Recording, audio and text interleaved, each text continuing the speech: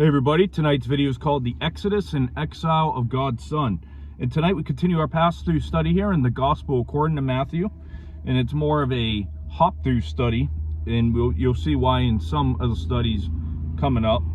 Because we're not going to cover every verse in the Bible. We're going to kind of hop around. Sometimes we'll cover the whole chapter like yesterday and today. But we're going to be looking at the wise men in the Exodus and Exile of Jesus. So we are in chapter 2, verse 1, opens, "Now after Jesus was born in Bethlehem of Judea in the days of Herod the king, behold, wise men from the east came to Jerusalem." So Bethlehem was a small village on the southern outskirts of Jerusalem. And Hebrew scholars in Jesus' day clearly expected Bethlehem to be the place of birth for the Messiah. And Herod the Great was the first of several rulers of the Herodian dynasty who are named in Scripture. And Herod, he ruled between 37 to 4 BC. And he was likely a descendant of the Edomites, offspring of Esau. And Herod, he was a ruthless and cunning leader at this time. And the wise men from the east, we see they bring 3 gifts. But the song that many of us love, "We Three Kings," makes many think that there were 3 wise kings. And don't worry, I'm not going to sing it. But I also want to be a disappointment to you and tell you that they weren't kings either, but they were magi or magicians or astrologers, possibly even from Persia, who had knowledge of the Hebrew Scriptures that can be traced back to Daniel chapter 5, verse 11. And verse 2 says, saying, "Where is he who has been born King of the Jews? For we have seen his star in the east and have come to worship him." So they went around the city questioning everyone that they met. And the star wasn't a conjunction of planets, as some modern theories suggest, because of the way the stars moved and settled over one place. And it's more likely a supernatural reality similar to the Shekinah that guided the Israelites in the days of Moses back in Exodus 13:21. And it's strange for a baby to be born a king, as typically most kings would be born as a prince for a very long time before they become a king. And verse 3 says, "When Herod the king heard this, he was troubled, and all Jerusalem with him." So Herod was a monster with murderous violence toward members of his family, as they would have been diagnosed with paranoia. And Herod was disturbed by a report that this rival, this little innocent baby, would be legitimate heir to David's throne. And now he's been born. Verse 4 and 5.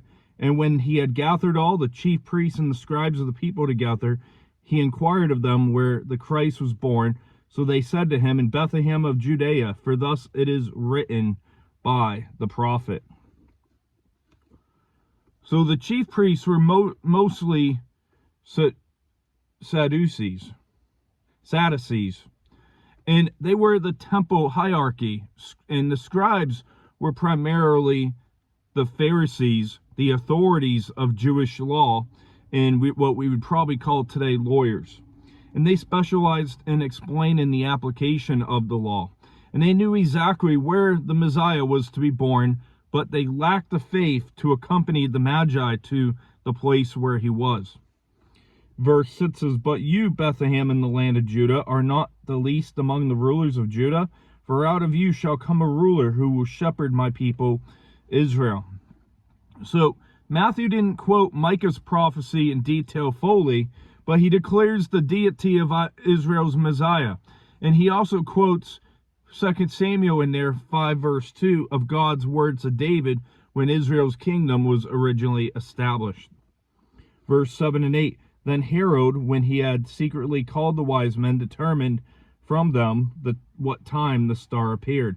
And he went to Bethlehem and said, Go and search carefully for the young child, and when you have found him, bring him Bring back word to me that I may come and worship him also. So we'll see coming up in verses 13 through 18 that Herod wasn't all about the worship.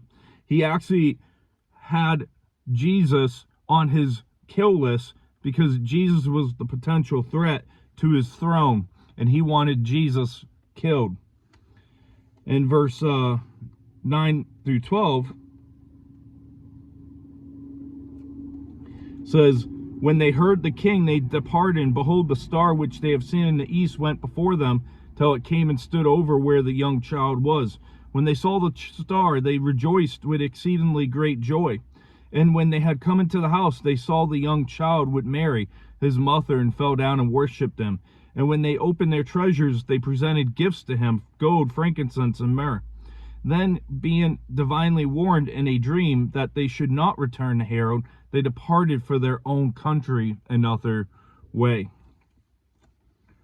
So by the time the wise men arrived, Mary and Joseph were situated in a house, not a stable, as Luke talks about in Luke chapter 2, verse 7. And whenever Matthew mentions Mary in connection with her child, Christ is always given first place, and we'll see that in the verses ahead as well. And gold, frankincense, and myrrh were gifts suitable for a king, as the prophet Isaiah spoke about in Isaiah 60, verse 6. And the fact that the Gentiles would offer such worship had prophetic significance from a prophecy in Psalm 72, verse 10. Verse 13 through 15. Now when they had departed, behold, an angel of the Lord appeared to Joseph in a dream, saying, Arise, take the young child and his mother, flee to Egypt, and stay there until I bring you word. For Herod will seek the young child to destroy him. And when he arose, he took the young child and his mother,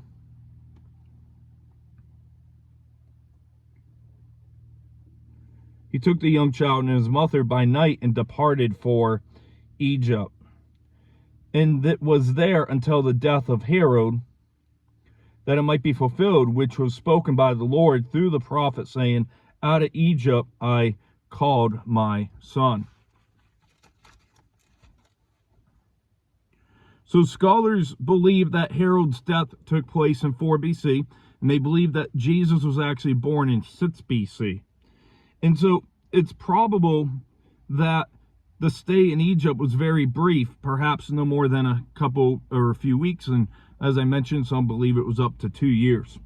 And so anyways, we see Matthew, he quotes the prophet Hosea here.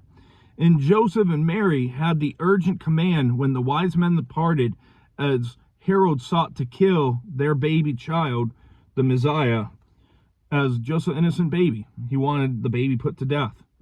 And Joseph left with Mary and Jesus rapidly in obedience.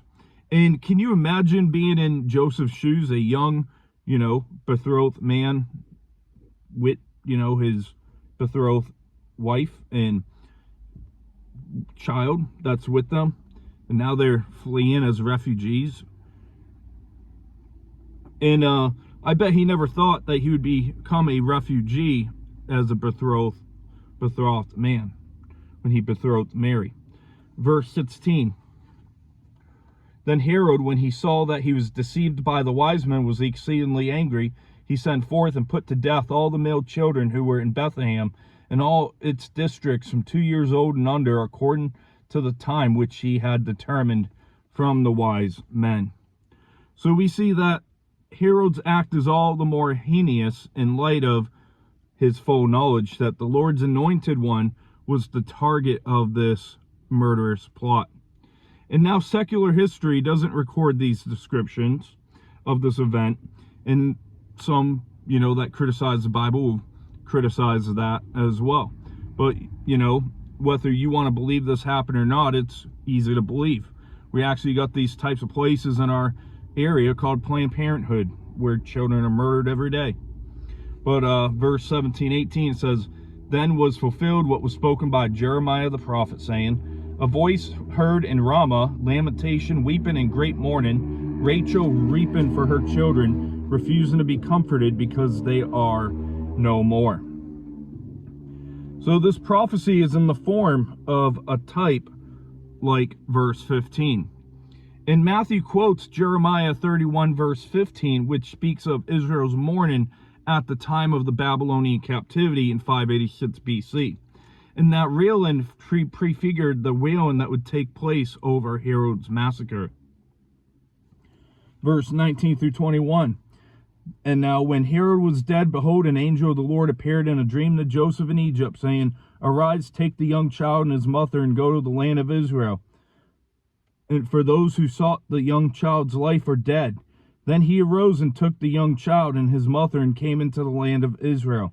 But when he heard that Archelaus was reigning over Judea instead of his father Herod, he was afraid to go there. So I did just jump into verse 22, so I'll circle back to verse 22. But I mentioned weeks in Egypt, but as I mentioned, some see Jesus and his family were refugees for a couple years. And Jesus would return to Israel. Now verse 22. But when he heard that Archelaus was reigning over Judea instead of his father Herod, he was afraid to go there. And being warned by God in a dream, he turned aside into the region of Galilee. So Herod's kingdom was divided into three ways and given to his sons Archelaus ruling Judea, Philip II ruling the regions north of Galilee, and Herod Antipas ruling Galilee and Perea. And all evil men were like their father, and we'll discuss them in the weeks ahead, Lord willing, as we navigate through the Gospels, and we'll see their names come up.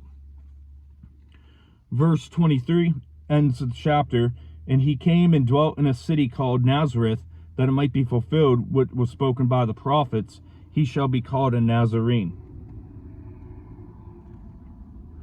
So Nazareth was an obscure town 70 miles north of Jerusalem, a place lowly in reputation and never mentioned in the Old Testament.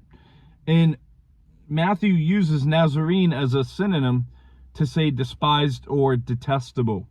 And Nazareth was where Jesus grew and matured into adulthood. And in modern day, some people might think that would equal south side of Chicago or Las Vegas or whatever type of bad area. But to wrap up our study tonight, we look at the wise men. They arrive in Jerusalem. We know that Jesus was said to be born in Bethlehem. And the prophet Micah even confirmed that the coming Messiah would be born in Bethlehem. And we studied Micah earlier in the summertime. But Micah 5:2 says, But you, Bethlehem, Ephrathah, though you are little among the thousands of Judah, and yet out of you shall come to me the one to be ruler in Israel, whose goings forth are from everlasting.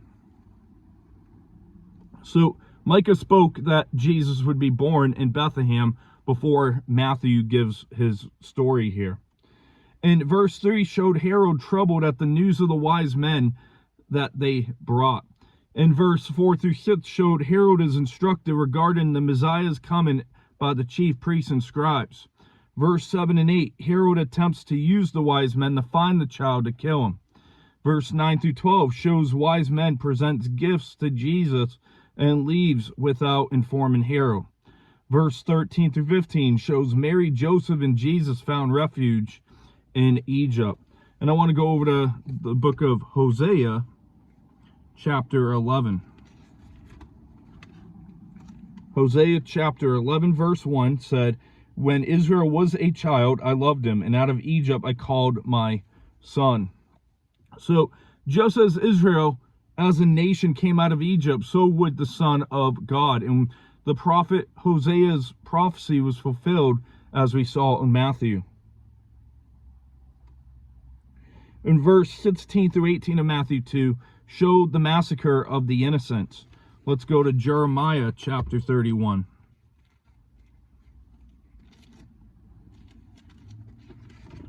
Jeremiah 31 verse 15 says, Thus says the Lord, a voice was heard in Ramah, lamentation and bitter weeping, Rachel weeping for her children, refusing to be comforted for her children, because they are no more.